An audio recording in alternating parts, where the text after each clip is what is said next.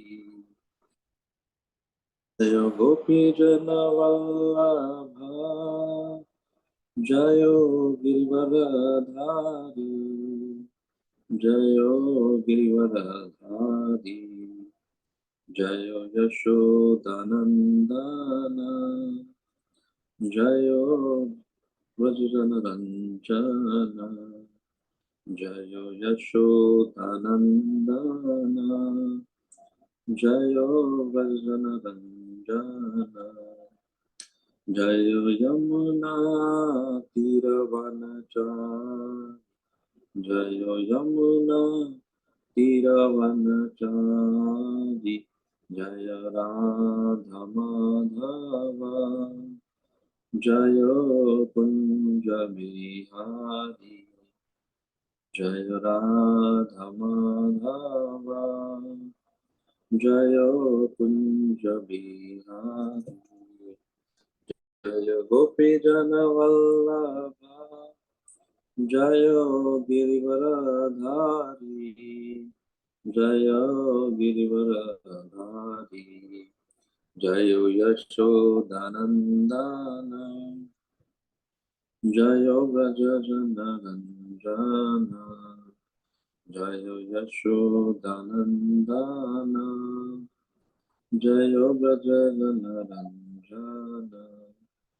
जय यमुना तीरवनचारि जय यमुना तीरवनचारि जय राधा माधव जय कुञ्ज बिहारी जय राधा माधव जय Kunj Bihari Hare Krishna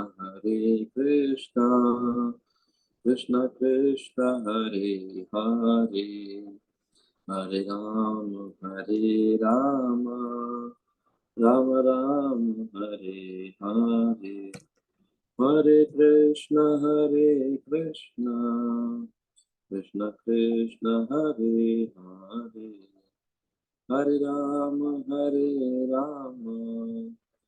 Rama Rama Hare Hare Hare Krishna Krishna Krishna Hare Hare Hare Rama Rama Rama Hare Hare Jaya Prabhupada Prabhupada Jaya Prabhupada Jaya Gurudeva Gurudeva Jaya Gurudeva Hare Krishna. Hare Krishna Prabhu, thank you very much. There are few more people who generally join. पता नहीं आज क्यों नहीं हुआ वो लोग. But many thanks Prabhu for accepting this invite. Despite being a working day for you, meaning before I scheduled, I did not know that you would be working. But sorry for scheduling it on working day. Prabhu, I mean, just take a few moments to introduce you to the class. So, Govindananda Prabhu is one of our very regular and a senior devotee. And he is highly active in terms of various preaching activities and various service activities also for the whole of Yatra. And one of the most well-behaved and well-spoken persons in our Yatra. Is a very approachable and अगर कुछ भी सेवा होती है तो one of the first persons who comes to everybody's mind is Govindananda Prabhu. And his NBS classes, Nityam Bhagavad Seva, which happen in the morning, they are also quite wonderful. Deep जाते हैं प्रभु शास्त्र में, अलग-अलग angle से उसको explain करते हैं. It's a good opportunity for us to learn from him and get more understanding, deeper understanding of Srimad Bhagavatam. Now, Prabhu, thank you so much for accepting this one. Thank you. आपको share आप करना चाहेंगे, आपका कुछ PPT है या फिर do you want one of the devotees to share? PPT नहीं है प्रभु जी मेरे पास, अगर किसी को हाँ, राव प्रभु, will you be able to share? Yes, Prabhu, sharing. मैं आपको उसका ये करता हूँ. तो बहुत बहुत धन्यवाद प्रभु जी। मैं लायक नहीं जो भी आपने बोला, ये सब जो प्रशंसा है, जो भी आपने कहा, ये सब गुरु और गौरंगा की कृपा से है। मेरा इसमें कोई श्रेय नहीं, और दामोदर देश में जैसे आप जैसे वरिष्ठ वैष्णव हैं, उनसे ही प्रेरणा मिलती है कि किस प्रकार से भक्ति में हम कुछ समझ सके और उसको अपनाने का प्रयत्न कर रहे हैं। तो आपके आशीर्वाद से कुछ प्रयत्न करेंगे समझने का, या जो भी कहेंगे गुरु कृपा से, तो पूरा आप लोग का आशीर्वाद के बिना ये पॉसिबल नहीं रहेगा। तो आपसे याचना है कि आप लोग आशीर्वाद करिए कि जो कुछ भी गुरु वरान वैष्णव से सुना है वो ही बात आए, और कुछ भी त्रुटि होगी वो सब मेरी होगी, और आपको जो भी इसमें सही लगेगा तो ये पूरा जो है श्रेय हमारे वरिष्ठ वैष्णव दामोदर देश के जैसे सुबल प्रभु हैं, इन सब की तरफ जाता है, गुरु गौरांग की तरफ जाएगा। इसमें मेरा कोई श्रेय नहीं रहेगा। हरे कृष्ण। तो वी कैन स्टार्ट प्रभु जी नाउ। हरे कृष्ण, आवाज आ रही है? Yes, yes, Prabhu. Yes, we can start. Thank you. ओम नमो भगवते वासुदेवाय। ओम नमो भगवते वासुदेवाय।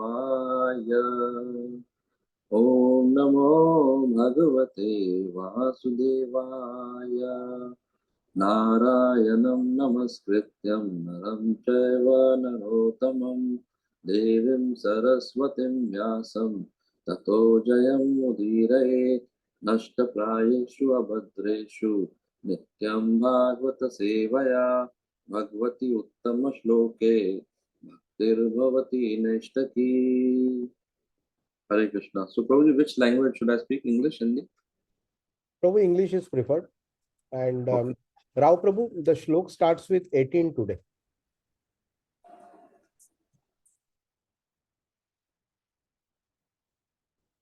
Hare Krishna, thank you very much for engaging me in this seva. I welcome all of who have joined. I ask all your blessings so that I can speak something on this special subject. Also in on the Srimad Bhagavatam, which is Amal Puranam.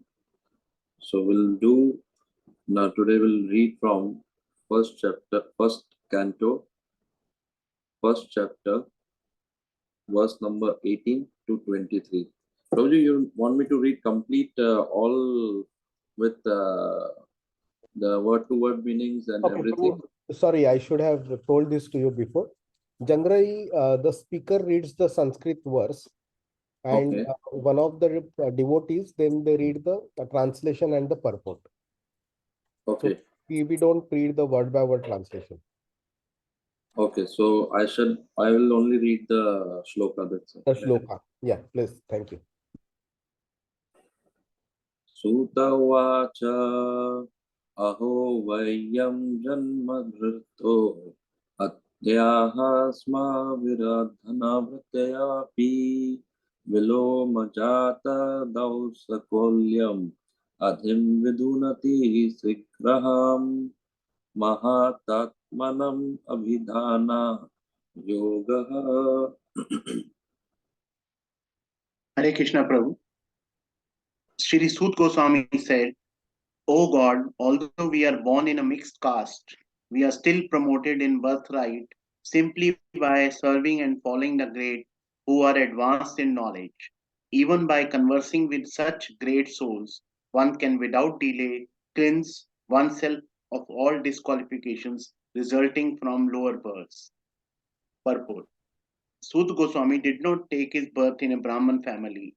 He was born in a family of a mixed caste or an uncultured low family, but because of higher association like Shri Sukdev Goswami and the great rishis of Naimisharan, certainly the disqualification of inferior birth was washed off.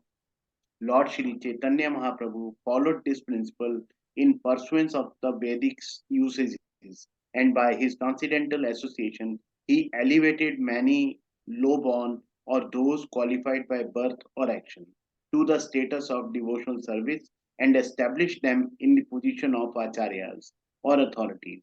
He clearly stated that any man, whatever he may be, whether a Brahman or Shudra by birth, or a householder or mendicant in the order of society, if he is conversant with the science of Krishna, he can be accepted as an acharya or guru or spiritual master. Sud Goswami learned the science of Krishna from great rishi and authorities like Sukdev and Vyasdev, and he was so qualified that even the sages of Namisharan eagerly wanted to hear from him the science of Krishna in the form of Srimad Bhagavatam. So he had the double association of great souls by hearing and preaching. Transcendental science or the science of Krishna has to be learned from the authorities, and when one preaches the science, he becomes still more qualified. So Sut Goswami had both the advantages, and thus undoubtedly he was completely freed from all disqualifications of low birth and mental agonies. This verse definitely proves that Sri Sukhdev Goswami did not refuse to teach Sut Goswami about the transcendental science, nor did the sages of Naimisharan refuse to hear lessons from him because of his inferior birth. This means that thousands of years ago there was no bar to learning or preaching the transcendental science because of inferior birth. The rigidity of the so called caste system in Hindu society became prominent within only 100 years or so when the number of Driv- Dvijbandhus or disqualified men in the families of higher castes increased. Lord Sri Chaitanya revived the original Vedic system and he elevated Thakur Haridas to the position of Namacharya or the authority in preaching the glories of the holy name of the Lord, although His Holiness Sri Haridas Thakur was pleased to appear in a family of the Mohammedans. Such is the power of pure devotee to the Lord. The Ganges water is accepted as pure, and one can become purified after taking a bath in the waters of the Ganges. But as far as the great devotees of the Lord are concerned, they can purify a degraded soul even by being seen by the low-born, and what to speak of association. Lord Chaitanya Mahaprabhu wanted to purify the whole atmosphere of the polluted world by sending qualified preachers all over the world, and it remains with the Indians to take up this task scientifically and thus do the best kind of humanitarian work. The mental diseases of the present generation are more acute than bodily diseases. It is quite fit and proper to take up the preaching of Srimad Bhagavatam all over the world without delay. Maha, Mahatmam Abhidanam also means dictionary of great devotees or a book full of the words of great devotees. Such a dictionary of the words of the great devotees and those of the Lord are in the Vedas and allied literatures, specifically the Srimad Bhagavatam. Hare Krishna Prabhu. Hare Krishna. Utha punargranota nama tasya mahatmakanta parayanasya yo ananta shaktir bhagavan ananto mahatgunatvadyam anantam ahu.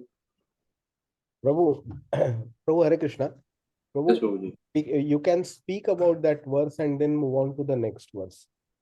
Okay, one by one I will हाँ हाँ speak. हाँ वैसे चलेगा ज्यादा अच्छा रहेगा. Thank you.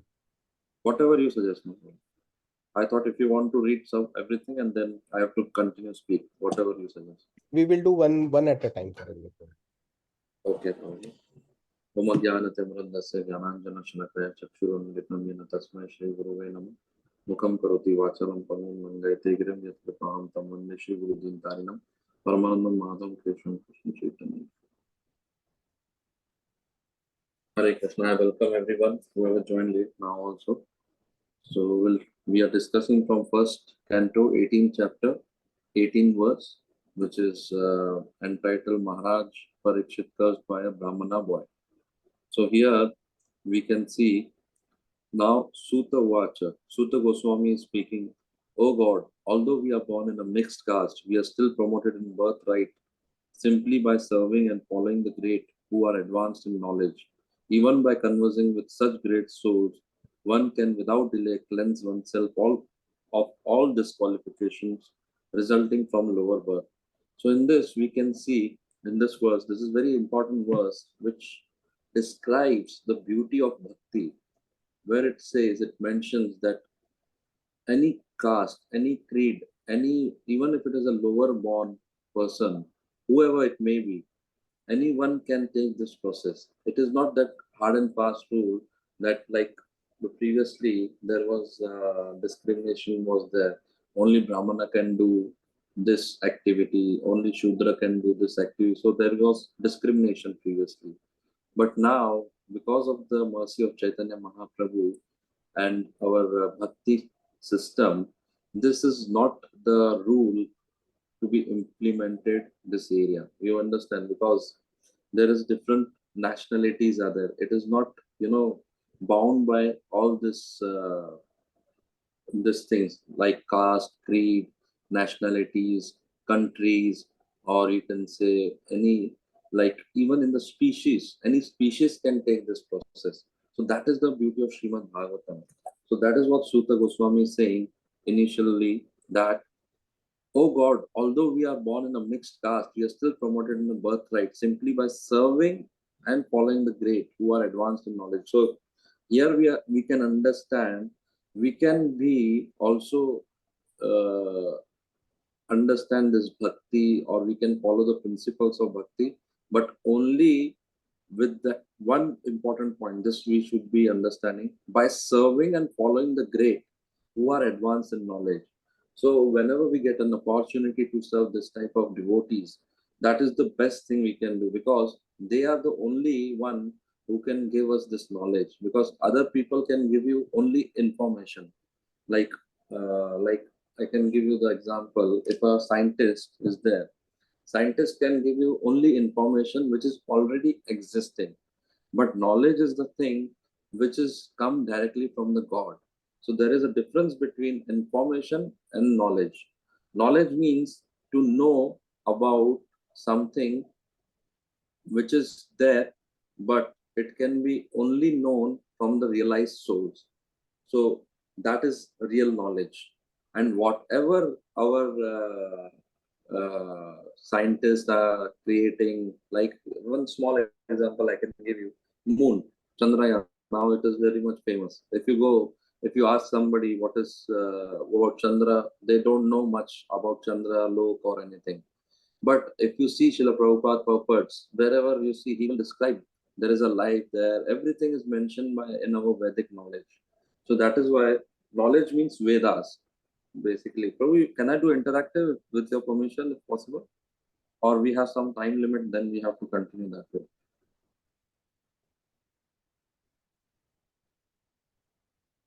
You are, I think, on mute, Prabhuji. I can't hear. I wouldn't mind being interactive. Sorry?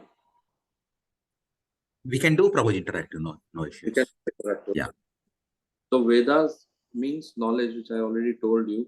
So how to understand this knowledge of this world? So somebody can say, I am learning this and this. So what about this knowledge? I'm learning about this science. I am learning about this. Isn't it a knowledge? So what you can suggest, can say, is it knowledge or it's only information? That is only information, Prabhu. Information, yeah. How it is only information? I can say it's a knowledge also. If a person already experienced it, done those things, then we can say that one, it's a knowledge. For example, I never went to some place for, let's say, Delhi, but I'm a guide, but I have the information. But if I took the path of travel, I reached Delhi and all those things, then that will become a knowledge. Yeah, but right, you are right that way. That basically you are saying that Delhi, because you heard about Delhi and you understand about Delhi and you travel to Delhi. So in that part, you're saying it's a knowledge. Yeah, that is good point. You said the main thing I wanted to tell you. See, they are only limited in our other verses when we will come. We will hear about this also. This scientist or whatever information, like discovery of our world also was happened this way. Like they were discovering different countries at that time. I think he was Alexander the Great or some, what was his name? I forgot. Who was discovering the different Vasco da Gama. Vasco da Gama, yeah. So he was discovering the things. So he was also gaining some type of information. But basically, information means which is already existing, and we try to, like rightly said by Prabhuji, that we go and then we are going to Chandrayaan, we are understanding how, and we are collecting only information. It is already existing, but something which we cannot know, like, and people can say, like a soul. Simple question: does anybody have seen soul? Nobody. If a materialistic point of view, I will tell there is a soul. A materialistic person will never say, okay, there is a soul. If it is an atheist person, he will never believe there is a soul, because many times their argument is that soul cannot be seen, so it is not there. Many, if you see, many doctors are like that also.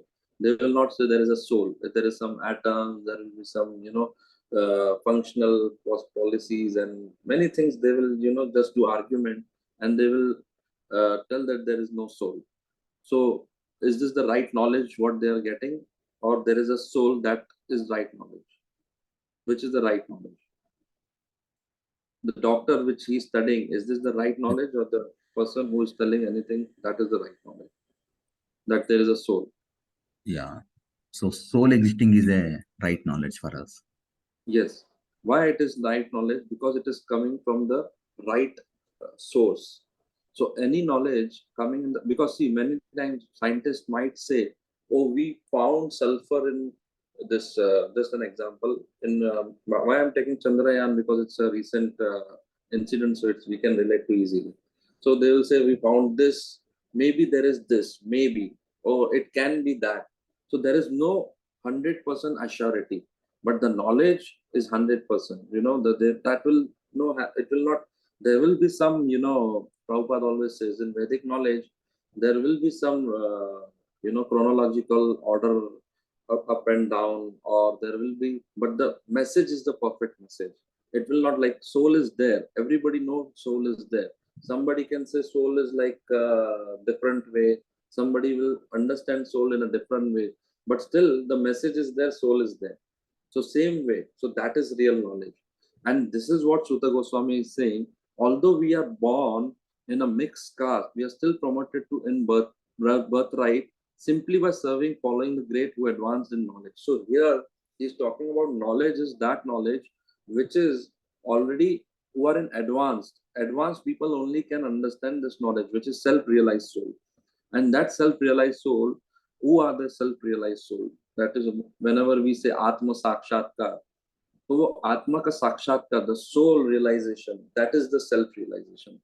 Unless a person is not at the platform of soul, he will never be understanding the basic concept of this materialistic world. So that is the reason, first process of bhakti, or first step of bhakti is this Athato Brahma Jigyasa, like, who am I? What is my, why I am suffering? Why I am having so much goodness in my life? Why I am having anxiety in my life? Why the other person is not having it? So Athato Brahma Jigyasa. When we ask this question at that moment, and if we ask, like one time, His Holiness Jayapataka Swami Maharaj was in one printing press, and there was one teacher. Maharaj was, I think, publishing some book, or he wanted to make a book. That time, one teacher was there in Kolkata, and he was also printing some question paper for a child. And there was a question, who are you? Describe. So Maharaj read that question and asked this guy, what do you expect a person can say? So he said, somebody will say, I am boy. Somebody will say, I am girl. Somebody will say, I am so and so. Somebody will say, I am human. Like this, I am expecting the answer from the student. So Maharaj asked him, okay, if somebody says, I am a soul, what will be your reply? How much marks you will give to that person? the teacher said, I will give 0. Now you understand the materialistic study of life. So how they misguide people. If you say the real knowledge, they will give you marks 0. If you give them temporary knowledge, temporary information, then you are going to get more marks. So that is the not perverted answer he has given us. You understand? In our Prabhupada says the knowledge which we are getting in the school is like a slaughterhouse. We are sending our children, or we have studied this, is like slaughterhouse. Why? Why slaughterhouse word is used? Because it's Atma Sakshatkar. Atma Sakshatkar means we have to understand self-realization. Who am I? But now what we are doing, Atma Hatya. When we are sending our kids, or we are also going to a school where there is no knowledge about soul and what is our relationship, who are we, what is our birthright. Here one word has come, birthright. We are promoted in birthright. Like that is also very important. What is my real birthright? Chaitanya Mahaprabhu says, Jivara Swarup Hoye, Krishna Nitya Das, that uh, uh, Jiva. Jiva means living entity's real nature is to be eternal servant of God. That is our real birthright. But we don't know about this, and artificially we are trying to become a Swami. Like I'm not becoming like a Das. I want to become a boss. I don't want to become a Das. When I become a boss, what will happen? Like suppose a person who is beggar and trying to become a rich, how it will be? It will be like what nonsense it is. He will simply do some blunder. He will not become like, even if he becomes rich, then also he will not be acting as a rich properly. Similarly, we are the soul. Even if we temporarily come to the platform, and other verses will hear, we will try to, we will think that, okay, I am so much intelligent person, I can know everything now. Albert Einstein was a very famous scientist. He also always, he was basically, he also believed there is some power, there is a God and everything, but he never proclaimed that he knows everything. But the so-called scientists and so-called people, they think that I know full knowledge of the world. Whenever you tell them about bhakti or something else, they will say, what are you talking about? I really don't want to talk about this I know. Since childhood in my home also there is a God. I know these are there. You guys are foolish. This is how the knowledge comes to us. So here the important point we have to understand, that a real birthright knowledge will come from only advanced devotees, advanced people who are self-realized soul. And that is very important. And that self-realized soul are called as, anybody can say, who are that self-realized soul? How we call them, how we uh, tell that this person is self-realized, or by what name we take their name. Prabhu, in Hindi, I think it is Swarup Siddh. Swarup Siddha, yeah, but no, there is a other name we say in our community also. Acharyas? Acharyas, very good point. One is Acharya, we tell them, and second,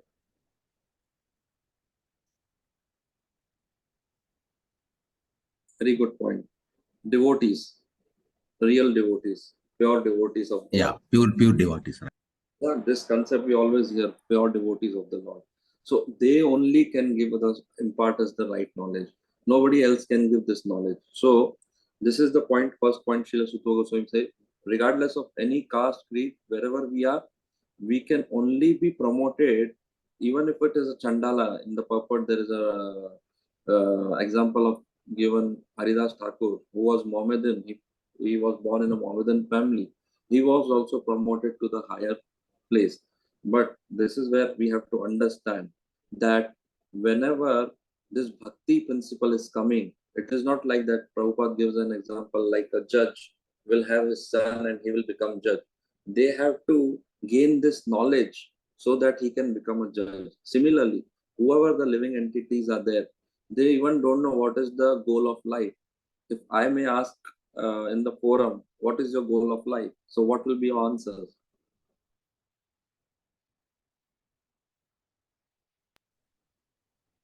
Yeah, I'm asking, basically, we need to serve the God. sorry, To serve the God, Lord to serve Krishna. the God. Very nice. One answer is to serve the God. Very good answer, sir. Anybody else want to say anything else? Go back to What? Godhead. Okay, second answer is go back to Godhead. One is to serve God. Any third? I want honest answer. This is we are hearing Bhagavatam and we are giving like this. But just contemplate in our hearts and just see what the real answer comes. If you before coming to bhakti, was your answer? No, Not Prabhu, at we are all. not. Still, lot of contaminations is there. Yeah. Yes, so we have to understand this point. See, still what Prabhuji said, very valid point, contamination, still it is there. Even we know we have to serve God, we have to go back to Godhead, we have to develop the loving relationship with the God. Already we are hearing all this process, but to get to that process will take a time. It is not one day process. There is a Prabhupada given examples like if a girl is married to a husband, she cannot expect a child to be born immediately. It takes time. The love should be developed between husband and wife.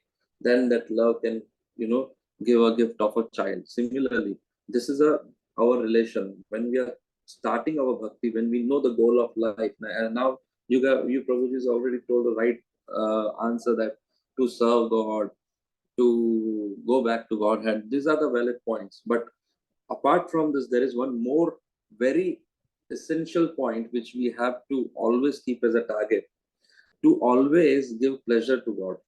To whatever I do, I will give pleasure to God. Like it is in bhakti terms, we can say whatever we can say how it is. To give, we say loving devotional service. Srila Prabhupada used this term. He never said devotional service. He always said loving devotional service. What is this loving devotional service means? The devotional service basically means is to serve somebody. That is the devotion. Like if I'm serving like my country, so we can say it is a Desh Bhakt, like Narendra Modi is Desh Bhakt. So similarly, but he's serving, he has that, passion to serve it. He has real love, we can say, which we can see, but we never know inside what is in his heart, right? So same way, a real loving devotional service when we have with a God, like when one time I think Mahatma Prabhu was there or some one devotee, I think he was Mahatma Prabhu only. He said, when you squeeze lemon, what will come from lemon? When we squeeze lemon, what comes from that? Lemon juice. Lemon juice. The orange juice will not come. Similarly, when you have a loving relationship with a God or a self-realized soul, when you squeeze that person, even in a provoking situation, only the thing comes from their heart is love. Same way. So when we develop this knowledge, when we get this knowledge, even if it is a provoking situation in our life, love will should come. But it cannot come in one day or 2 days. We need to regularly associate. We have to regularly hear about Bhagavatam, Bhagavad Gita, all the scriptures. We have to impart, take the right knowledge. And that right knowledge should be also from right source. And we don't know what is the right source. So here it is very importantly, Sutta Goswami is saying the right source is what?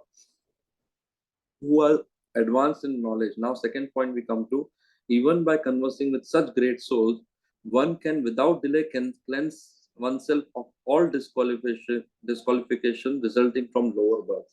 So here, when we get the right knowledge, by conversing with such great souls. So when we understand this right knowledge from the right source, what will happen? The cleanse, the delay of cleanse, like usually when we are not clean, we have to take like a person is not clean from million time, not million, like many years. And to clean that guy, like you see one beggars who are not to bath and everything. When you start cleaning this type of people, it takes long time to clean them. But here it is said, one can without delay cleanse oneself of all disqualification resulting from lower.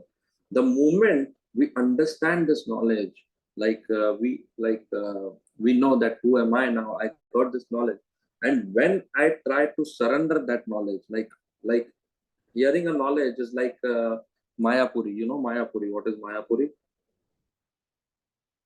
What is Mayapuri? Anybody? This world. No, no. Mayapuri is one magazine which we used to read before, right? Everybody Okay. that we used to read that magazine. Do you remember anything from that? No, we don't remember the knowledge what we read in that. Or there was something, magazines are there, Times and this, whatever we are reading, that knowledge we are only reading, but that is not affecting our heart and not transforming our heart. But when we hear about this bhakti, whenever we hear about and we associate with this type of people, transformation take place. So one information which we get from materialistic world, it will not do any changes in our heart. But when we hear about real knowledge and when we hear from the right source, from this great source, it will transform our heart. Like you all said rightly that before coming to bhakti, we never had this type of goals. So our goal should be important. Our goal should be that loving devotional service. And loving devotional service means not expecting any single thing for myself. If I am expecting anything like, oh, I like to dance for Lord, I will only dance for Lord. Okay, somebody will say, I like to do kirtan. I will only do kirtan for Lord. Or somebody will say, I like to do chappal seva. I'll do only the paduka seva. That's it. Because I like this to do. So is this a real loving devotional service? Yes or no?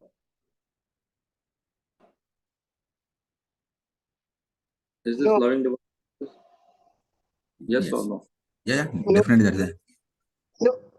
that Yes. that is devotion service. Yeah. One by one. Chaos Pulao Prabhuji, what you say? Hare Krishna, Chaos Pulao Prabhuji, you were saying something. Prabhuji, I'm saying so yes, that is a loving devotional service. That is loving devotional service. Sumati Mataji, what you are saying? Is it there or no?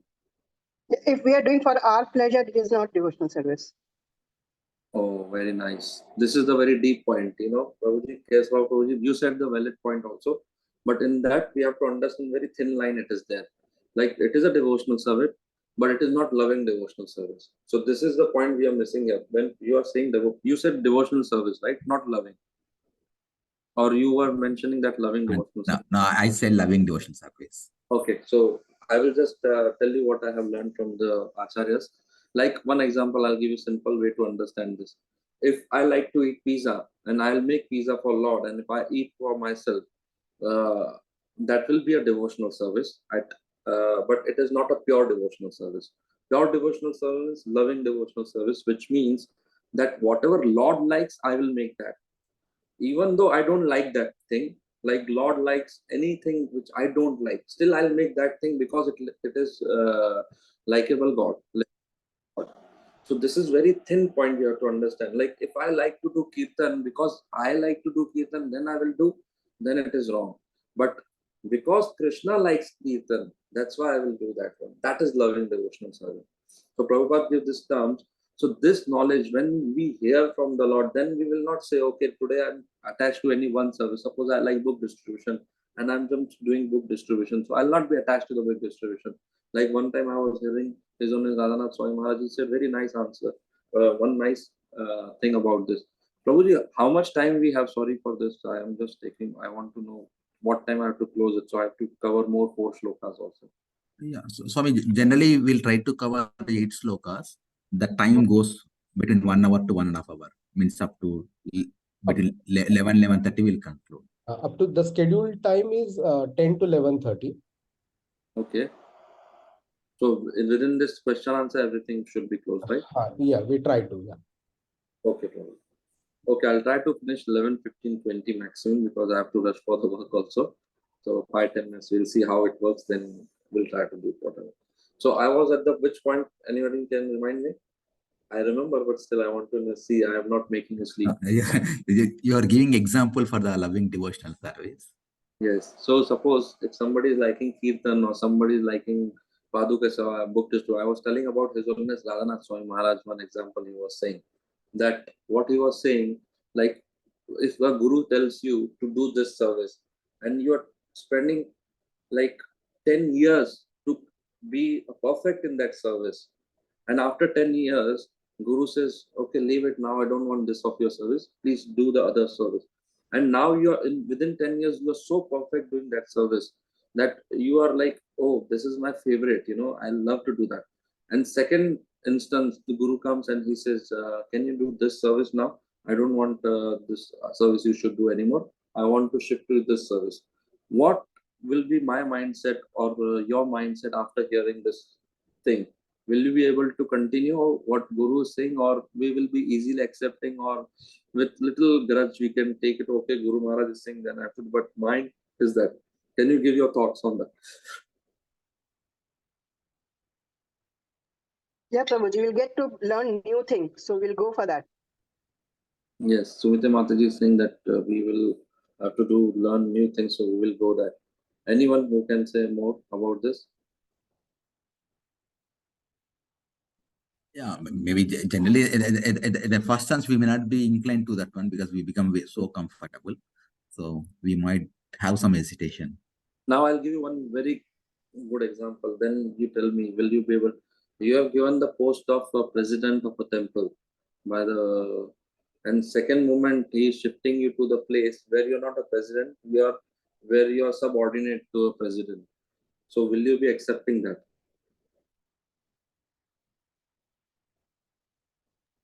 If you were a Now president once and then if you have made a subordinate, nobody will accept it generally. The ego will come into picture. yes, but here in bhakti principle. Yes, no. Sorry, Mataji, what you say? Material world, nobody will do. But in spiritual world, like if we are in bhakti, then naturally, if we are like doing real bhakti, then there should not be any problem. Yeah, in my case, I will not easily accept it. I'm telling you, even if I'm following the bhakti principle, but it is very difficult to digest this thing. It is like my conditioning. I'm talking about myself, not about you all. But my conditioning is like this. Even if I am having any, post, and then I will tell, oh no, you have to go to that post. So that point just touched my heart so much. And Guru Maharaj said that, His Holiness Adham Maharaj said that if your guru is telling you to do something and you're not perfect in that thing also, still you do it because it is giving pleasure to your spiritual master, like it is giving pleasure to your guru and Krishna. Same way, when I'm talking about loving devotional service, the principle comes here. Whatever, even if I don't like it, I have to do for what? To give these our spiritual master. So this one example I can give you, which we can easily understand and relate with. Like a child doesn't like to go to school, but when he goes to the school, he gives pleasure to his teacher, he gives pleasure to his parents, and he gives pleasure to this, people that who, because he's going, even though child doesn't like to go to the school, but he still goes. Why he's going? Then slowly, slowly he will understand the value of that school. Similarly, when our guru is giving any instruction, when we are in a bhakti or realized soul, give any instruction, even though if we don't like it, we should take it, accept it, because many times in bhakti there are many do's and don'ts. So sometimes that don'ts will trigger our heart. Oh, how can I do this? It is very difficult for me.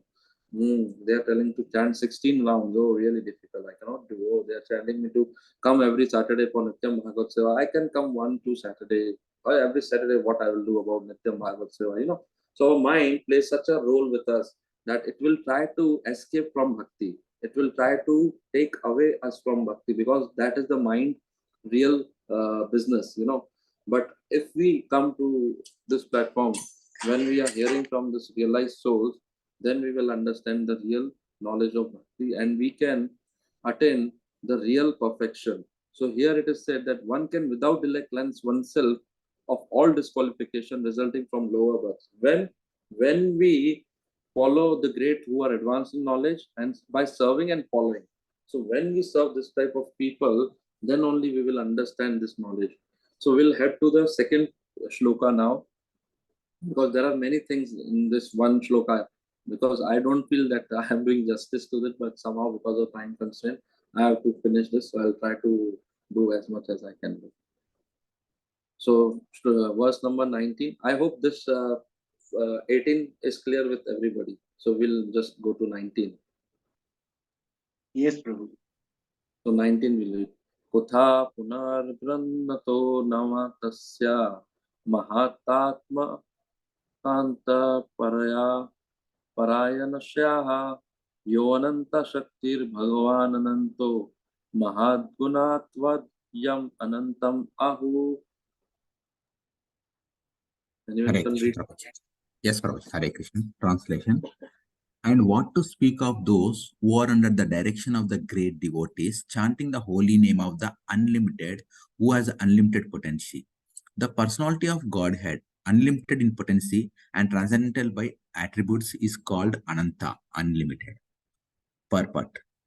The Divya Bandhu, or the less intelligent, uncultured men born of higher caste, put forward many arguments against the lower caste men becoming Brahmanas in this life.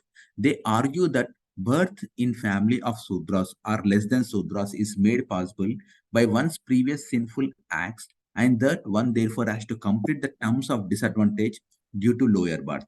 And to answer the false logicians, Srimad Bhagavatam asserts that one who chants the holy name of the Lord under the direction of a pure devotee can at once get free from the disadvantage due to a lower caste birth. A pure devotee of the Lord does not commit any offense while chanting the holy name of the Lord. There are 10 different offenses in the chanting of the holy name of the Lord. To chant the holy name under the direction of a pure devotee is offenseless chanting. Offenseless chanting of the holy name of the Lord is transcendental, and therefore such chanting can at once purify one from the effects of all kinds of previous sins. This offenseless chanting indicates that one has fully understood the transcendental nature of the holy name and has thus surrendered unto the Lord. Transcendentally, the holy name of the Lord and the Lord himself are identical, being absolute. The holy name of the Lord is powerful as of the Lord. The Lord is the all-powerful personality of Godhead, and he has innumerable names, which are all non-different from him, and are equally powerful also. In the last word of the Bhagavad Gita, the Lord asserts that one who surrenders fully unto him is protected from all sins by the grace of the Lord. Since his name and he himself are identical, the holy name of the Lord can protect the devotee from all effects of sins. The chanting of the holy name of the Lord can undoubtedly deliver one from the disadvantage of a lower caste birth. The Lord's unlimited power is extended on and on by the unlimited expansion of the devotees and incarnations, and thus every devotee of the Lord and incarnations also can be equally surcharged with the potency of the Lord. Since the devotee is surcharged with the potency of the Lord, even fractionally, that disqualification due to lower birth cannot stand in the way. Jai Srila Prabhupada. Very nice, Prabhuji. Thank you so much, Prabhuji. So here we can see the glory of the holy name is given. Like, and what to speak of those who are under the direction of the great devotees, chanting the holy names of the unlimited, who has unlimited potency. The personality of Godhead, unlimited in potency and transcendental by attribute, is called Ananta. So here we are, God is here describing by the unlimited potency. Who is unlimited? Krishna. And we are trying to understand Krishna with our limited potency. So is it possible or not possible?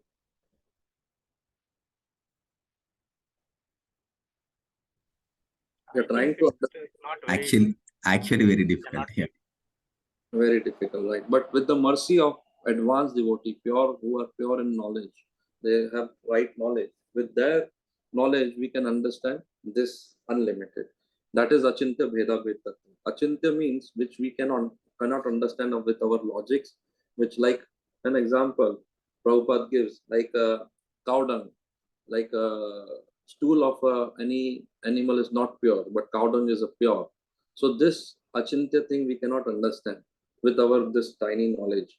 Similarly, to understand God with our this knowledge, if we try to understand God from our knowledge, we will never understand God. So here it is said, what to speak of those under the direction of the great devotees. See, again, the point come which I asked you, who are the person who are self-realized soul, which we give them a name. So this is the name we can give. Great devotees. That great devotees chanting the holy name of the unlimited. Now, this great devotees, what they are doing? Here the function is given about the great devotees. What they are doing? They are chanting the holy name of the Lord, unlimited. Who is unlimited? Who has unlimited potency? The personality of Godhead. Unlimited in potency and transcendental by attributes is called Ananta. So here the description of God is given in indirect way. Why it is given in an indirect way? because this Bhagavatam has, we cannot understand Bhagavatam with our knowledge. If we try to read all this Sanskrit shloka, and we are very well versed in Sanskrit and the translations also, we can know the meanings of this Bhagavatam, but we will not be able to understand. We cannot be able to decode this unless we are in the direction of the real great devotees. Like Srila Prabhupada has decoded this full Bhagavatam to us in a simple manner where we are understanding about God. Otherwise, there were Bhagavatam version previously also, but we are unable to understand. The reason being that is because they are not self-realized, or they are just giving their, not there, they are not in the Guru Parampara. That is the reason they are not able to explain us also. So here it is said the first thing what they are doing is the chanting the holy names of the unlimited. So now you understand the facts that so many things it is mentioned in our Shastra. Kali Kale Nam Rupe Krishna Avatar. In Kali, within the name of Krishna is coming, incarnating in this material world in the form of name. Now you understand this important point. Like everybody is busy in this material world. Everybody wants to get self-realized, but that also very fast. Everybody wants to do everything in an instant way. Instant dosa, instant idli, instant money, instant anything. Everything instant. So God knew about this. So in Kali Yuga, to get self-realization instantly, God has given us this holy names, which will instantly clear our everything. But for that instantly, like one time I was hearing, I think Chaitanya Charan Prabhu, there he was saying, I think Chaitanya Charan Prabhu or Radhesham Prabhu, I'm not exactly clear about this, who was the devotee, but within both of them, one was saying that he was saying, like, you have seen an archer or a shooter. When he has to shoot a specific target, first he has to try that target. How many times? Can you suggest me? How many times an archer or a shooter have to do that practice to attain the real target, and he should be perfect on that target? Anyone? Within one time, he will become perfect? One time, not definitely, but he has to make multiple attempts. Yeah, millions. Arjuna, when he was a great archer, even he has to try that so much, then only become a perfect archer. Similarly, when we are chanting the holy names, Hare Krishna, Krishna Krishna, Hare Hare, Hare Ram, Ram Ram, Hare Hare. In the purport, we can see how it is said that can we see? Yeah, that one who chants the holy name of the Lord, devotee Lord, does not commit any offenses while chanting the holy name of the Lord. So there are stages it is given how the chanting should be. That chanting should be without offense. It should be offenseless. But here there are three stages. One is Nam Avas, Nam Aparad, and Shuddha Nam. So we have three stages of chanting. So initially we come up Nam Abhas, then we do Nam Aparad chanting, then we go purification goes, and then we go up to the pure name. So our target should be pure name.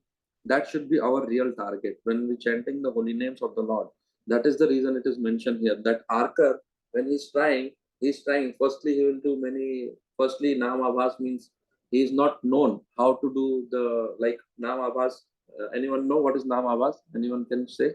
Otherwise, I was about to ask that only. What is these three differences? Yeah, I will tell anybody in the group who can say what is Nam Abhas. Who knows? I think just to develop a practice. To develop. Just repeating the name without Without knowing actually any getting involved. Without knowing any meaning or yeah. If any word, if Ram comes, if Krishna comes, that is Namabhas. Like if we are saying Mara also, it is coming as Ram. Yes, And Har Ram. Like yesterday only Prabhu said, yeah. Like when you say Dera, then comes Radhe. When you say Karama, Ram coming. When you say Haram, that is Namavas. Like name coming indirect way, and people are saying this name not with a clear knowledge about the name. So that is Namavas. Then we get a knowledge from the self-realized, so that you have to chant the holy name. Then we are doing Namaprat chanting. We means I am doing, not you all. So now Aparad chanting is like this, like I'm chanting and my mind is here and there. Hare Krishna Krishna Krishna Hare Hare. Okay, कैसे हो आप? ठीक हो? हरे कृष्णा हरे. मैं ठीक हूँ, आप कैसे हो? Ram Ram. Okay, very nice. फिर हम लोग चैंट कर रहे हैं, मोबाइल हाथ में ले लिया 2 minute, Hare Krishna Krishna Krishna Hare Hare. Oh wow, nice Instagram post. Wow, nice Facebook post. Okay. Oh, Prabhuji has sent me message. Hare Krishna, Hare Krishna. I will just reply to this. Prabhuji, I have to reply. So this is Naam Aparat chanting. Oh, entertainment chanting. Movie chal raha hai, ye chal raha hai, wo chal raha hai, and we are doing chanting. So this is Naam Aparat chanting. So as we develop this love for Krishna and devotional service, then we want to chant the Shuddha name, offenseless chanting, and that is the stage we should aspire for. Oh, each level. I was discussing with my friend this Nankishore Prabhu. He was saying each syllable has to be listened properly. Like when you say Hare, we should be focusing on that Hare. When we say Krishna, we should be focusing Krishna. Hare Krishna, Hare Krishna. Each word we should hear properly and focus on that each word. And the moment we focus like this, our chanting will be the best. So this is what it is mentioned here. There are 10 different offenses in the chanting of the holy names of the Lord. So this 10 chanting differences, what we are talking about, offenses, this is mentioned in Padma Puran, and it is every day chanted in our ISKCON movement. That is one more class it will take to describe that chanting. So I'll not go in that detail. I'm just going from the brushing up from the top. So there are different 10 offenses in chanting in the holy name of the Lord. To chant the holy name under the direction of a pure devotee, this is very important, is offenseless chanting. Offenseless chanting of the holy name of the Lord is transcendental, and therefore such chanting can at once purify one of the efforts of all kind of previous sin. So wo jo practice the archer is doing, at once that target will achieve, and then he is perfect at achieving the target. So similarly, we have to keep chanting. Many times we'll do offenses, many times we'll do Naam Avas, many times this will happen. Okay, I will not do from tomorrow. I cannot do pure chanting. I cannot do this. I cannot do this. That means I will not do. One more example I was hearing from Guru Maharaj, His Holiness Radhanath Maharaj, he was saying, like, suppose somebody asked him a question, I like dancing, but somebody is saying when you're dancing, it is because you're liking and you're dancing. So that is why you should stop dancing now. He was thinking, so should I stop dancing for the Lord? So Maharaj gave wonderful answer, which also struck my heart. So I'm sharing with you because this realized souls have very beautiful answers, which really touches our heart. So what answer he gave? He said, do you like to cook for the Lord? He said, yes, I like to cook for the Lord. He said, please, from tomorrow onwards, don't cook for the Lord. Then he said, he asked somebody, you like to dress God every day? He said, yes, I like to do that DT dressing. So he said, stop doing DT dressing also from tomorrow because you like it. Then he said, you like to sing for the God? He said, yes, I like to sing for the God. Then he said, stop doing this. So what was the motive Maharaj told this one? Can anyone try to tell this? What exactly Krishna likes? Yeah, that is what. Yeah, but now when I am doing it is for my enjoyment. Na? So should I do it or I should stop it? No, actually, we can do it, but we should love and like anything we do for Krishna. Not only just singing, not only dancing, but Then we are in a devotee community and we like to do, because I like to do chanting, I like to sit and kirtan. I will do that one because that I also like it and Krishna also like it. Still, my liking is there in that. So it is not real loving devotional service. So how to develop that loving devotional service? So I am talking about this point because here it is mentioned one point. So I recollected that point that the holy names of the Lord is transcendental, and therefore such chanting can at once purify one from the effects of all kinds of previous sins. So why I am connecting this point is, like Maharaj said, that when you are initially coming to the bhakti, you will like to do chanting, you like to do kirtan, you like to do deity worship, you like to do prasad seva, you like to do everything. But the problem is that you like doing it, that doesn't mean you will stop it. You will keep doing it, but at the time one level will come, your maturity level will come, where you will doing for the pleasure of the Lord. But if you stop doing it, then will not help you at anymore. Like why I took this point is when we are doing Naam Avhas, when we are doing Naam Aparad, we will try to stop it, because Prabhuji, I cannot chant, Mataji, I cannot be able to chant because I don't think so. I am doing with pure way. I should not do it. It is not good way. I should do it. It's better not to do by doing any aparad, because I am doing very much big aparad. So what will be your answer on it? Should that person should do or not to do? Should continue so that at some point in time it will slowly seep in. You should continue, because that this is what the Maharaj wanted to make the point, that initially we will feel like doing it that way, but no need. You don't have to stop it. You, like Maharaj said, stop doing it because you like chanting. Don't do kirtan. Stop doing it. The point Maharaj was making is we should keep doing it. So same way, when we are in Nama Bhat stage, when we are in Nama Aparad stage, we should keep doing it. But we should have our aspiration of the goal. I am doing it for whom? Krishna, like rightly you all said. That I am doing it for Krishna. The motive should come only for Krishna, not for my pleasure. So by doing this practice, the archer will come to the right perfection. Same way, the holy names are so pure. We don't know the effect of this. We means I don't know the effect of this. And whenever I say we, it is considered that I am saying for myself, not you all devotees. So this point I just want to clarify. So whenever we are chanting with the motive that I think, okay, I'm the great devotee or something, thoughts comes in our mind. Now I'm doing bhakti from so many years.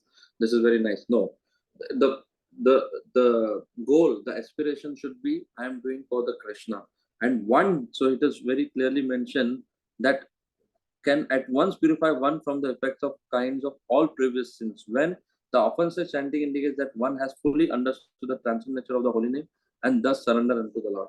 And the moment I understand the value of the holy name, even chanted like Kamsa, I will tell about this example. I'm thinking I'm running off the time. So I'll go to the next purport and I'll connect to this point of the holy name with that purport also.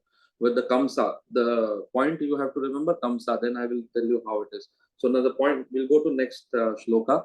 And here we will conclude this holy name also in 1 minute, 30 seconds, and then we'll go. So the point I was making is the pure chanting should be our goal of the aspiration. The first point we learned is we have to take surrender to the Lord and from the realized souls. And when we take that, then we chant the holy names in a pure stage. When we do the directions, when we understand this knowledge in the direction of the pure soul, then our chanting will become pure. Then we will come to the stage of the pure stage. Then we'll come to the third point. Etavatalam nanu suchiten gunera samyanti sayanasya Vetaran prarthayatvato vibhutirya sanghri renum jushate anabhiposha. Anyone can read translation?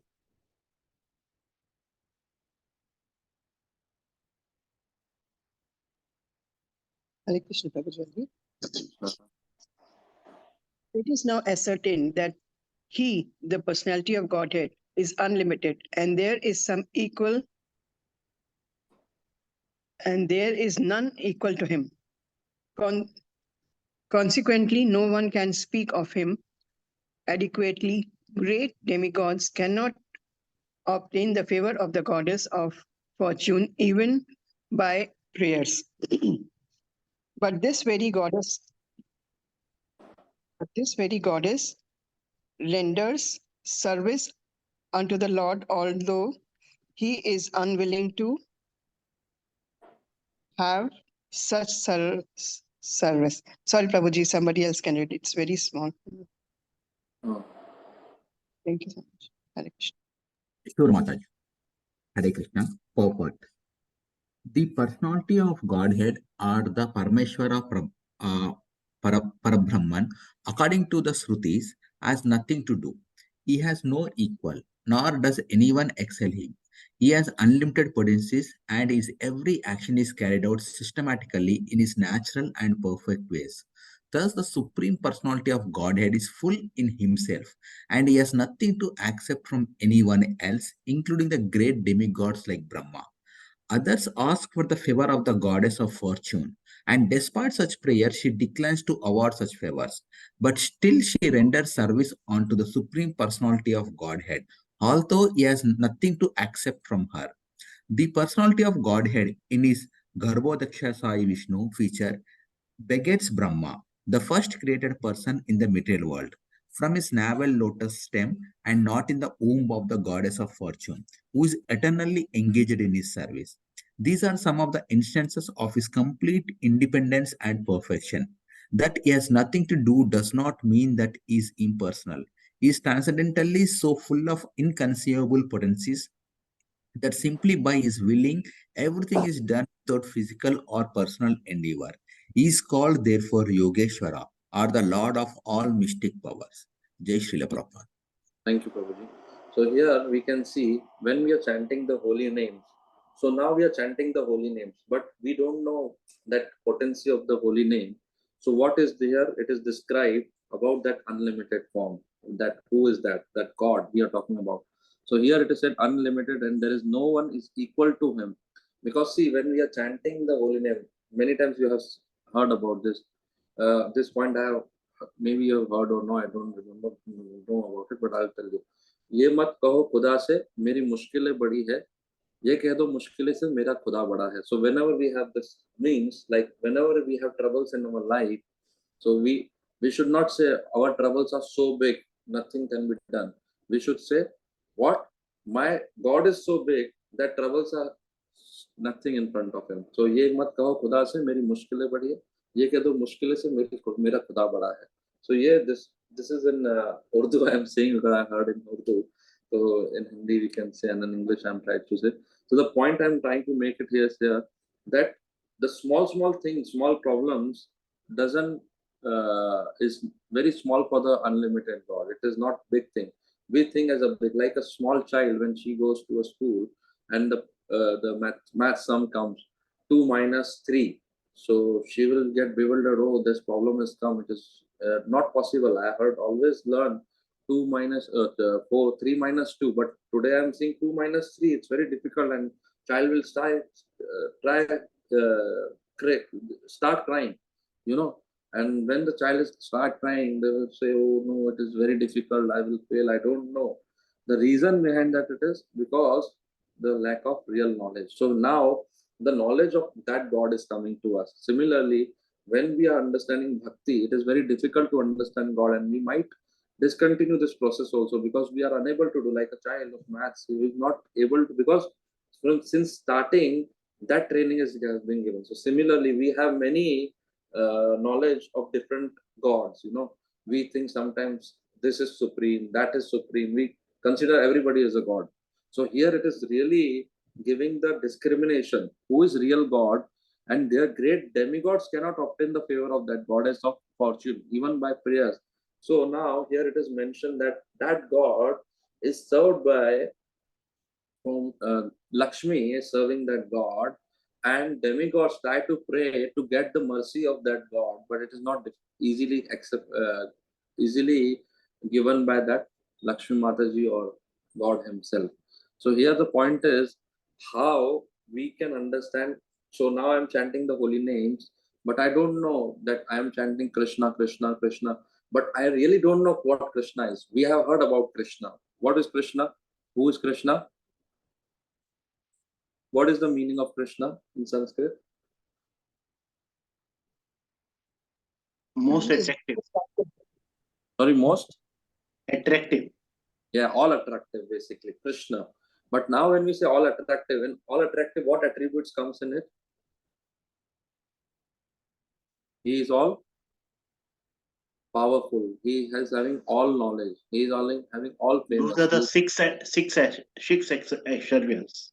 Yeah, 6 attributes, 6 Aishwaryas. And that also should be all complete. It should not be only one or limited all knowledge. Limited, it is not said only knowledge. It is all knowledge, all beauty, complete beauty, all powers, all fame, all renunciation, all riches.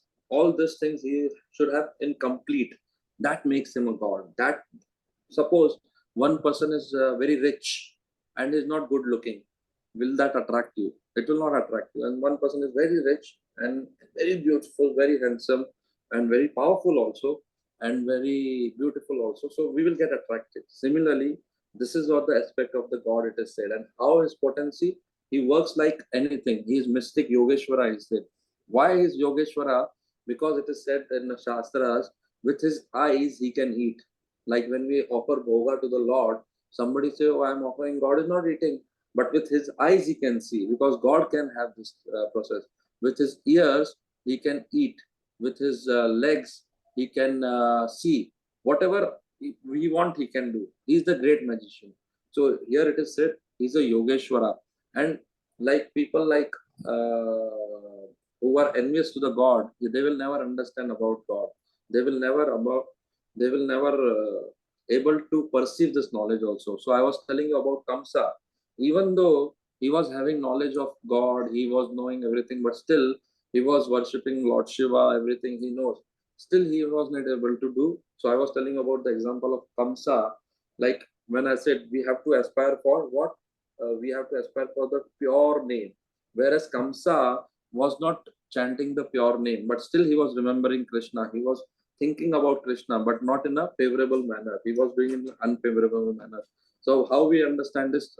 His Grace Dinbandhu Prabhu was giving an example, like whenever he was remembering Krishna every time, still he got a liberation. Same way, holy name has a power. Even if you do offenselessly or offense with offense, or any way you chant the holy name, you will get benefit. Like Valmiki chanted Mara Mara Mara, and then he got realization and he became a self-realized soul. It was a Namabhas. In Namabhas, he got the perfection. So Kansa, he was remembering Krishna by seeing like his servant whenever he used to bring water for him. So Dinbandhu Prabhu was saying the glass was a silver and gold utensils. So from far, whenever he's bringing water, he said, "Oh, kill! Krishna Balram has come. Kill him. Krishna Balram has come." He will tell, "Oh, my soldiers, go kill him. This Krishna Balram has come." So his thought is what? He's thinking about Krishna in everywhere, Balram. And one point he said that one day his both wives decorated themselves very nice jewelry and everything. And from far when they were coming, it was like shining, so, their jewelry was shining so much. And then again he said, soldiers, go kill this Kamsa. Kill this Krishna Balram has come. Kill them, kill them. So similarly, we are also thinking about God. We are doing everything about God. But what is our consciousness? Our consciousness is very important factor in that. So here, when we are chanting Hare Krishna, Krishna Krishna, Hare Hare, Hare Ram, Ram Ram, Hare Hare. So we have to understand the value of Krishna. He's not a normal. So we should understand that the value of the holy name is not a cheap thing. That when we are chanting the holy name, it's not non-different than Krishna. It is same as Krishna. So it is always, Prabhupada always says, every Nam and Nami, both are same. It is not different. When you're chanting Krishna, it is as good as Krishna is with you.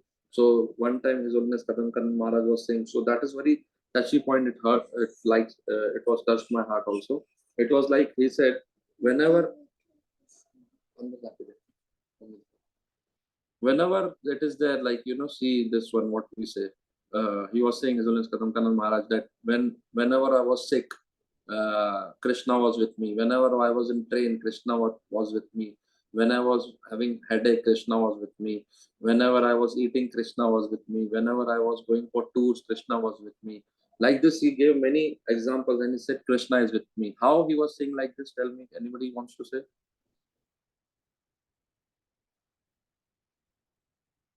Anybody would like to say how Krishna was with him, Maharaj, at every aspects of his life?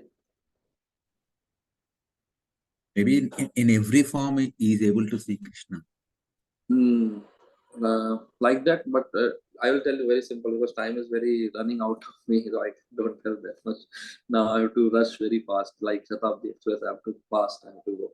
So he said that whenever I was having headache, sometimes we have headache and we are still chanting. So that means Krishna is with me. Whenever we are sick, we are chanting. Sometimes we feel like chanting. Whenever we are going for some yatras, we are chanting. So Krishna is with me. So this is the realized soul. When we talking about the great soul, so that great soul can tell us about unlimited. How Nam and Nami is non-different. That when they are chanting, their realization is that Krishna is with me. Because I'm chanting, and this situation I'm chanting, Krishna is with me. Whereas I'm chanting because I don't know the potency of holy name, because I don't know the potency of this unlimited, where here this shloka it is saying. So even the demigods will not able to understand the potency of the God. Who is God? The great demigods also cannot understand. So by the mercy of this realized soul, we can understand the potency of the holy name and the great devotees. Can we go to the next shloka? So we will try to finish balance 2, 3. First. अथापि यत पदनाथा वश्रतां जगत विरीनचोपरहत् नहम्बा शेषं पुण्यतो. Can I take this call? Sorry. One, I'll complete this and then I'll talk. Then you can read. Sure. शेषं पुनति अनयतो मा मुकंदातो नाम लोक Bhagavat पदरतः. You can read translation. Who can be worthy of the name of the Supreme Lord and the personality of the Godhead, Sri Krishna? Brahmaji have collected the water emanating from the nails of his feet in order to award it to Lord Shiva as a worshipful welcome. This very water, the Ganges, is purifying the whole universe, including Lord Shiva.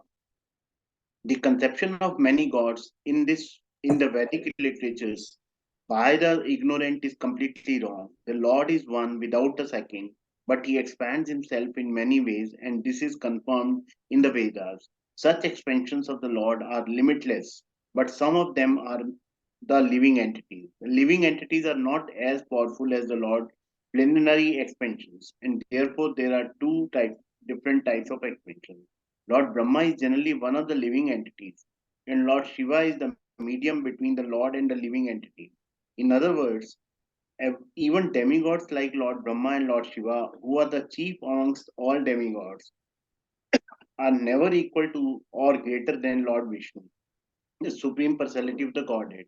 The goddess of fortune Lakshmi and all powerful demigods like Brahma and Shiva are engaged in the worship of Vishnu or Lord Krishna. Therefore, who can be more powerful than Mukunda, the Lord Krishna, to be factually called the supreme personality of the Godhead? The goddess of fortune Lakshmi ji, Lord Brahma and Lord Shiv are not independently powerful. They are powerful as expansions of the Supreme Lord, but all of them are engaged in the transcendental loving service of the Lord, and so also are the living entities.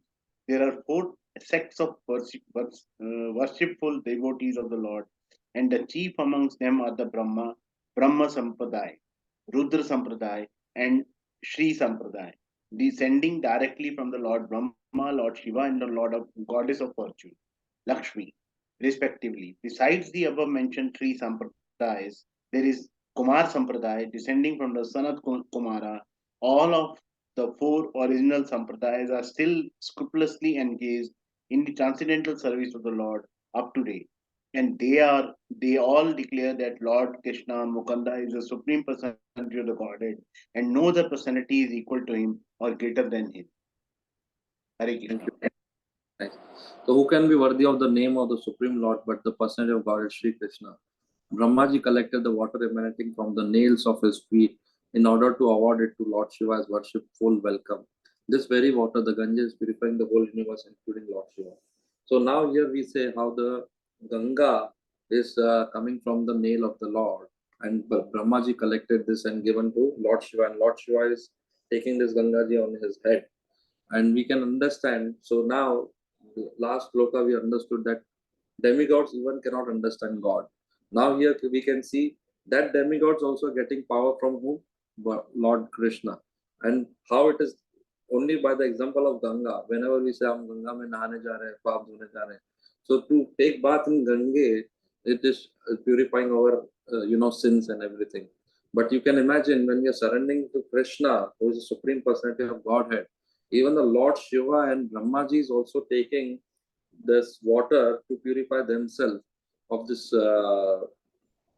thing. So who are we? We are Jivatma. So how we can purify ourselves when we are chanting the holy names of the Krishna?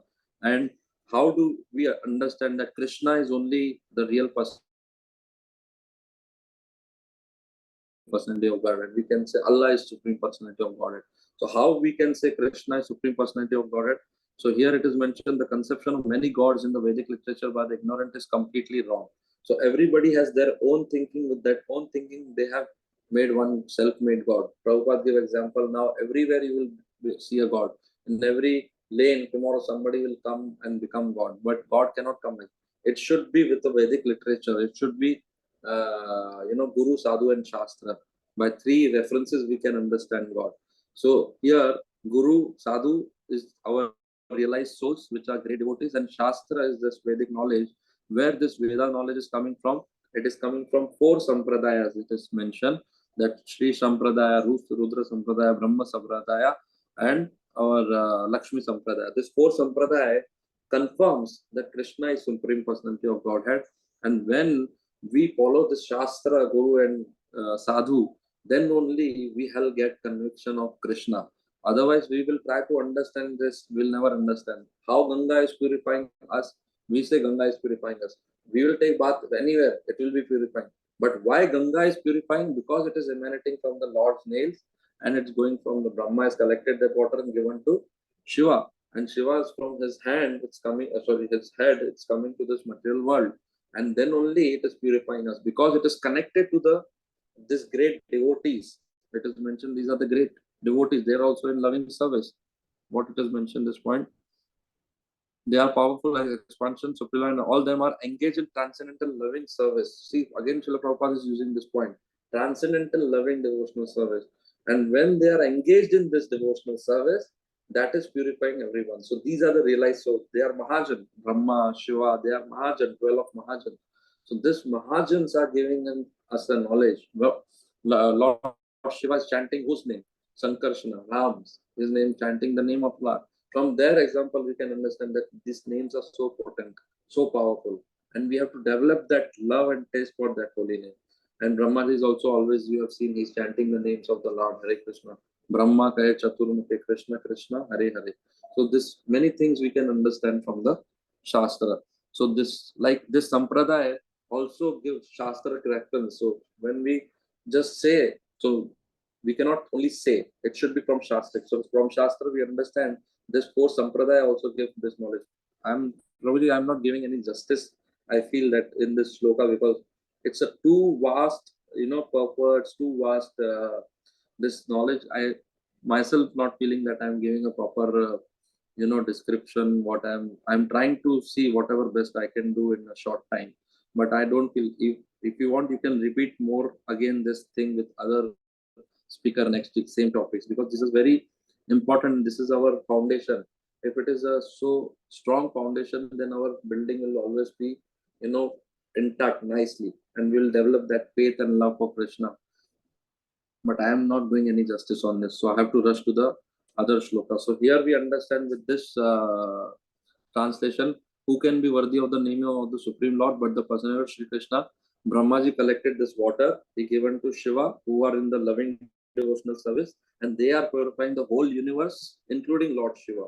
So here it means not only including Lord Shiva, including us, Jivatmas also. When we go to Ganga, we get purified. But when we chant Hare Krishna, Krishna Krishna, Hare Hare, Hare Ram, Ram Ram, Hare Hare, it is not only same like Ganga, benefit we'll get taking bath in Ganga.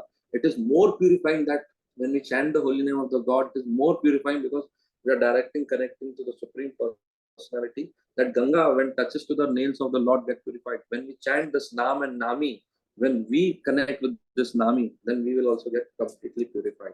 And that should be our aspiration, to get that loving devotional service. Can we go to the next shloka? Prabhu, can I ask one thing? Yes. There is sentence saying Lord Brahma is generally one of the living entities. That Yeah. we know, we have read the Gita. And Lord Shiva is the medium between the Lord and the living entities. What exactly you want to convey? Yeah, so here it is like, when Brahmaji, see, we have to understand the concept. When this universe was created, there is spiritual world and material world. Can you park this question? We can go after this. Okay. No problem. I'll ask next time. No, I will tell you now only. Once I will complete this our course for this today's shlokas, I will tell you about this Brahma point 100%. But I will tell you only just 5 minutes. I'll complete this slokas, then we'll go question answer 5-10 minutes. Govindananda Prabhu, yeah, I'm sure it must be getting late for you also. Prabhu, if you So, want, Prabhuji, I can take 15-20 minutes more, no problem. That I will manage it. But I just wanted to see that if they will be able to get these things. okay. So we will go, this question I will give you answer, Prabhu, about this, that Brahma and Jiva and everything will come to this. Can we go to the 22nd? Atapi yatpada nakhavashatam jagat virinocha Prabhu, pahartarahan. 22nd verse, right? 22nd. Yatranura. Sorry, I'm just wrongly open in my device.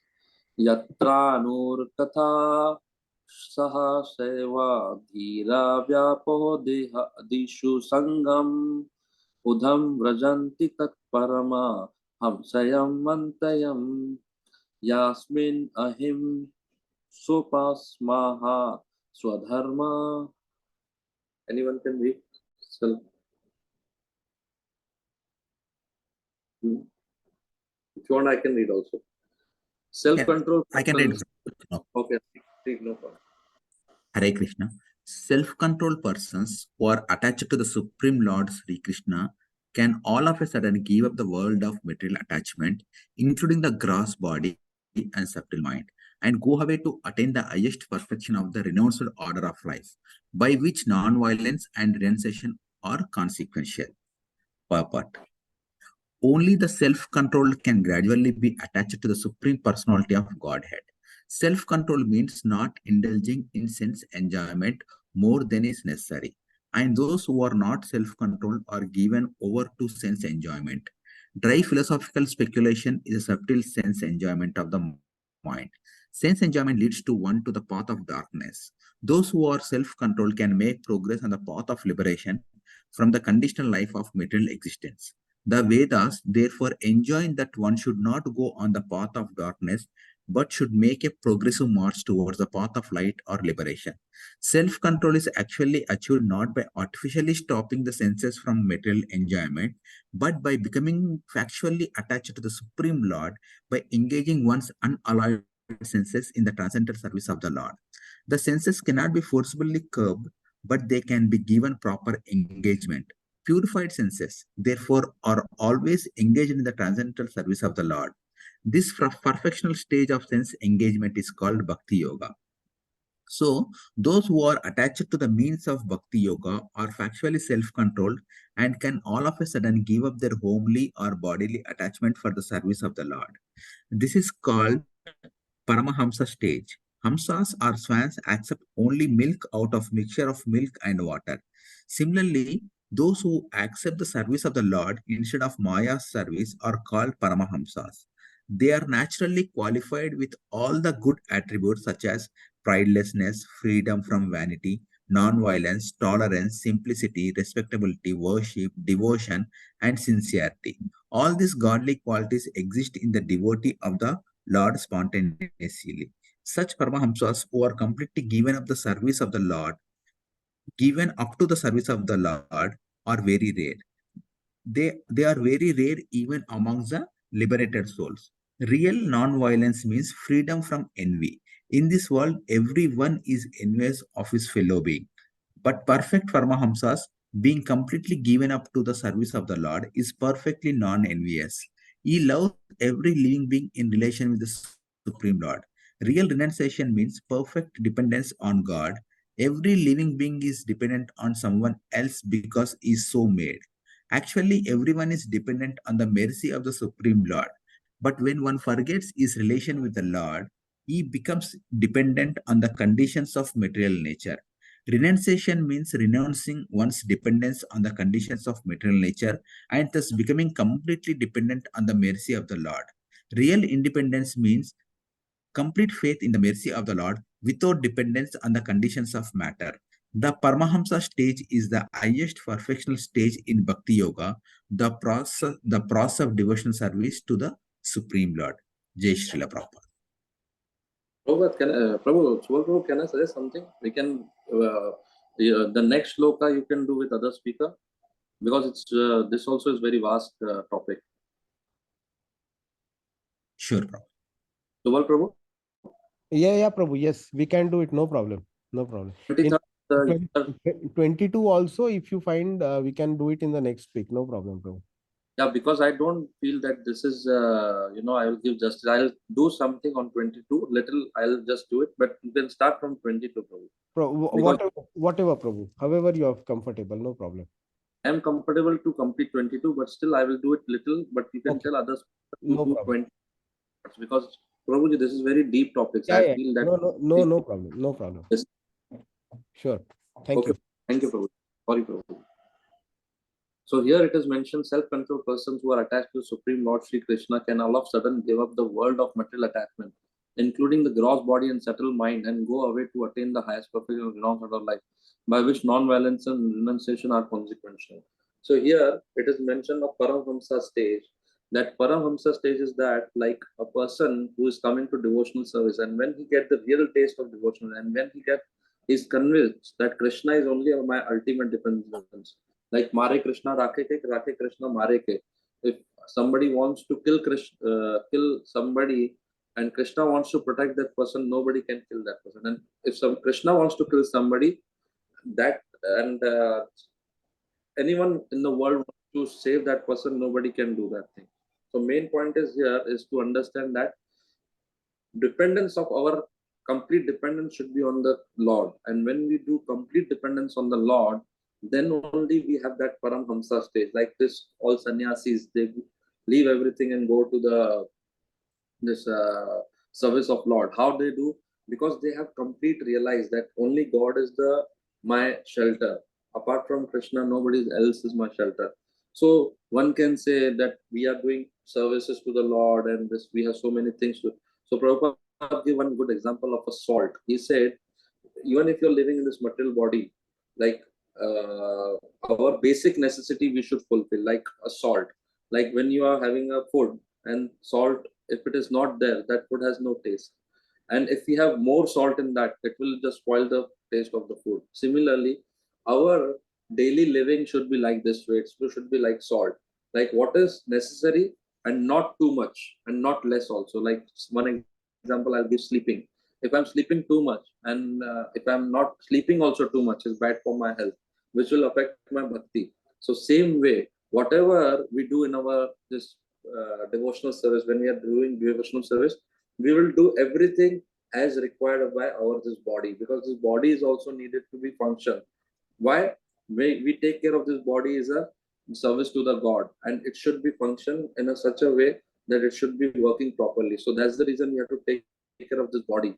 And when we want to take care of this body, we cannot directly, okay, I will today I have heard Bhagavatam lecture and becoming Chodo Garbar, Chalo Haridwar, because I've heard very nice lecture and I'm going to Haridwar and leave everything. No, here it is proper understanding to renunciate. Basically, we cannot be renunciate artificially or go away gross body and subtle body where it is mentioned. It doesn't mean that. It means understand this philosophy completely, utilize it in a proper way. Like by living in this material world also, you can be a Paramhamsa. Like Srila Prabhupada is giving an example that whenever you're completely absorbed in the thoughts of Krishna, you are sannyasi. You don't have to go, leave your home, children, family, and just, okay, do this. But if you are completely absorbed in the thoughts of Krishna, you are real sannyasi. So here, there is two things it is mentioned, that Paramhamsa stage is what Paramhamsa stage is. It is always engrossed in the service of the Lord. When this Paramhamsa is absorbed in the service of Krishna, whatever activity he does for Krishna, for God. And that will attain him the highest perfection, which is renounced. Renounced means that he is not attached with this material attractions. Like we can understand how much advanced I am. That अगर हमको सत्संग पे बुलाया जा रहा है या picture पे बुलाया जा रहा है या कोई थीम पार्क में बुलाया जा रहा है, अगर मैं theme park, if I am selecting theme park or a movie or something, I'm not selecting the satsanga or devotional or many senior devotees coming, and we are not accepting the association of that devotee. So we can understand that what contamination I am into it. I'm still desiring for the material pleasure, not for the pleasure of Krishna and my pleasure. So this Paramhamsa stage we should aspire for, that every moment, every second, I should always think of Krishna and I should surrender myself completely to Krishna. Then only I will be able to achieve that real perfection. And when we are chanting in that state of mind of holy names, then only we can understand this Bhagavatam, Krishna, Supreme Personality of Godhead. That is the hierarchy we can understand. So first step is we have to take shelter of the realized soul who are in the proper source of knowledge. When we take that guidance from that realized soul, we will chant nicely. And with that direction, we will chant Shuddha Nam.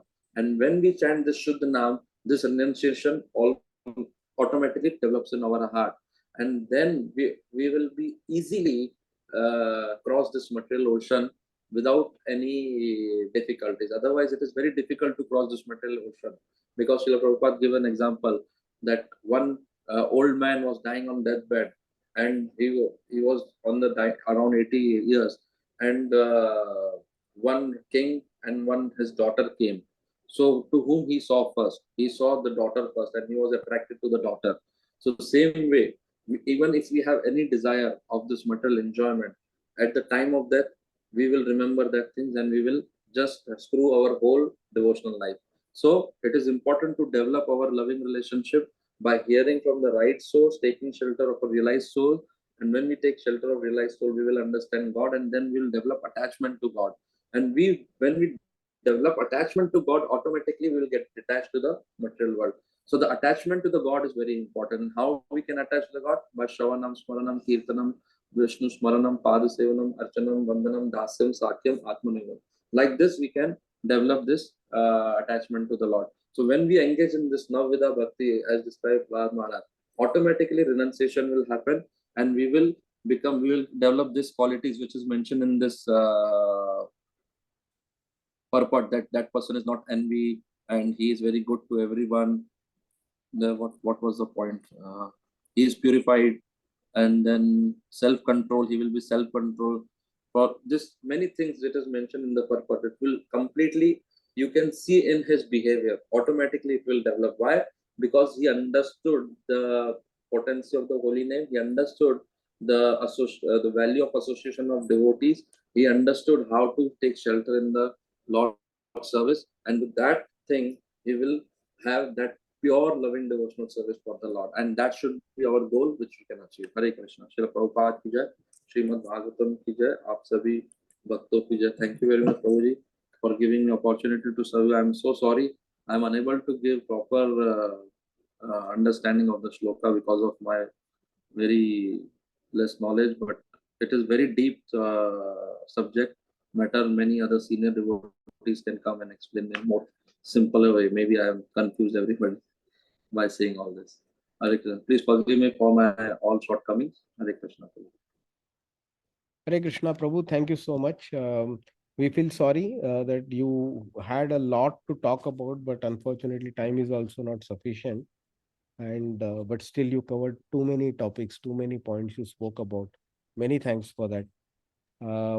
I am sure you will have a lot of questions for Prabhuji, but I think in the interest of time, we can keep it for some another class whenever he is scheduled to give.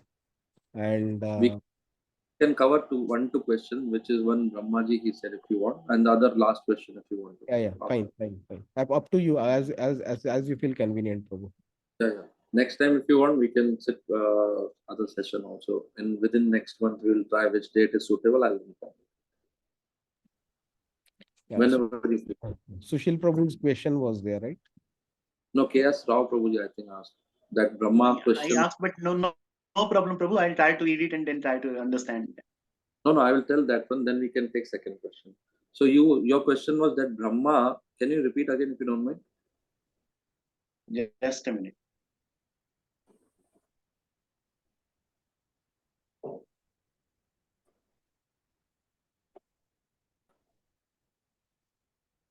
The question was about Shiva being the medium between the Lord and the living entity. Yeah. How is that? I closed the. Lord Brahma is generally one of the living entities, and Lord Shiva is the medium between the Lord and the living entities. Yeah.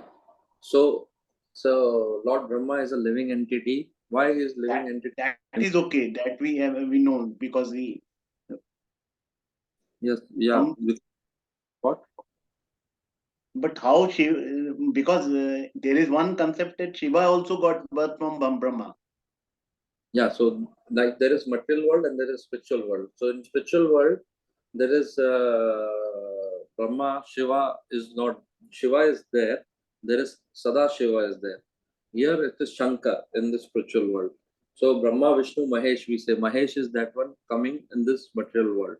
So when there is material world is come into existence, so from Brahma comes this, sorry, from Garbhodakshay Vishnu comes this one. Brahma. Sorry, from Garbhodakshay Vishnu comes Brahma, and from Brahma then comes Shiva. So, and from, like, if you see from Shirodakshay Vishnu itself, the all other avatars also coming. Like Krishna comes, then Ram comes, like 19 avatars. I think in the third chapter you might have heard about all the avatars, how they came from the Shirodakshay Vishnu. So how to understand that Brahma, when he is there, so it, whatever avatars also coming, that they are coming, they have to show in a hierarchy. Even if they are a powerful avatars, they have to show hierarchy. They will not, now Brahma, Shankar is coming, Mahesh is coming, so he will not show that I am powerful than Brahma. Even though if he is powerful, he will never portray the potency that I am powerful, because then what will happen, the value of Brahma will get down. You got the point? So the reason why it is not shown, but in Shastra it is very clearly mentioned, they are all Mahajans are there, and Shiva is like Shiva is like a curd, and he is having higher qualities than Brahma.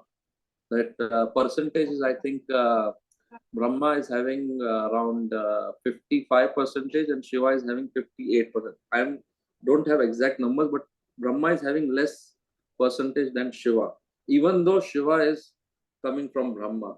So the point is here, now Krishna is avatar, when this material world, when it is coming, so there should be some source, from that source should come. Like one time His Holiness Bhanu Maharaj has said, I asked him, Krishna and Balram, you said that Balram, on Balram Purnima, he was saying, Balram is Adi Bhagavan. So how he is Adi Bhagavan? Because Bhagavan is Krishna, and we are saying Balram also Bhagavan. How we can say? Because Balram should not be Bhagavan then, because if Krishna is Bhagavan. So he gave a very nice answer. He said that there should be some source. There should be Karan. हम बोलते हैं ना सब कारणों के कारण. Without source, how you will know who is the origin? So same way, only source is this one. Because Brahma is the source, that's why he is saying Brahma is higher.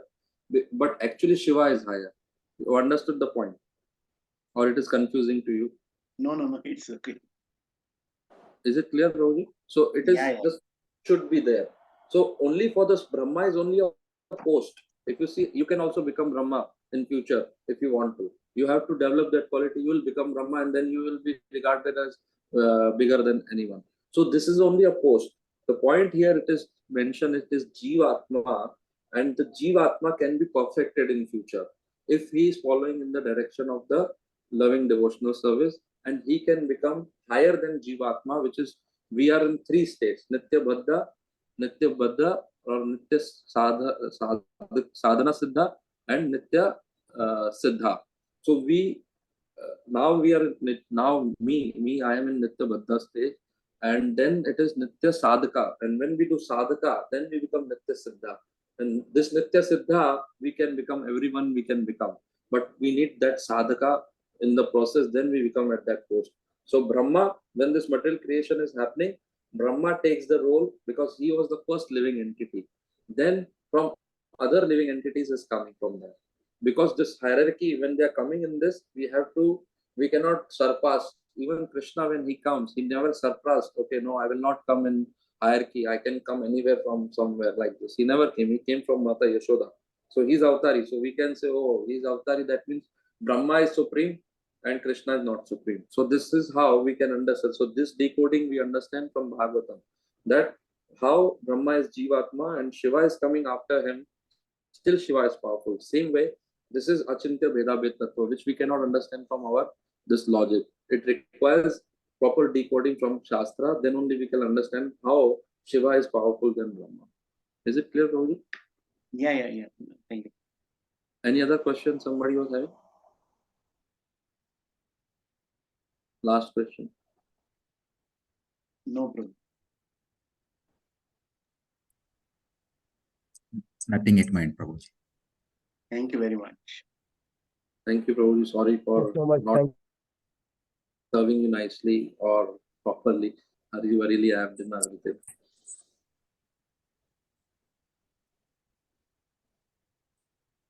Thank you, Prabhuji. Thank you very much. Prabhu, thank you very much, Prabhu. इधर vacuum cleaner चल रहा है, that's why I'm avoiding to speak much, but thanks a lot, Prabhu. No problem, Prabhuji. Thank you so much. So, can I leave, Prabhuji, with your permission? Yes, please. Thank you so much. Hare Krishna. Vancha कृपा सिंधु है वच पतिता नाम पावनेभ्यो वैष्णवेभ्यो नमो नमः अनंत कोटि वैष्णवेभ्यो. Thank you very much. We will see sometimes if I get service from you, we'll try to serve you nicely. Hare Hare Krishna. Krishna. Hare Krishna.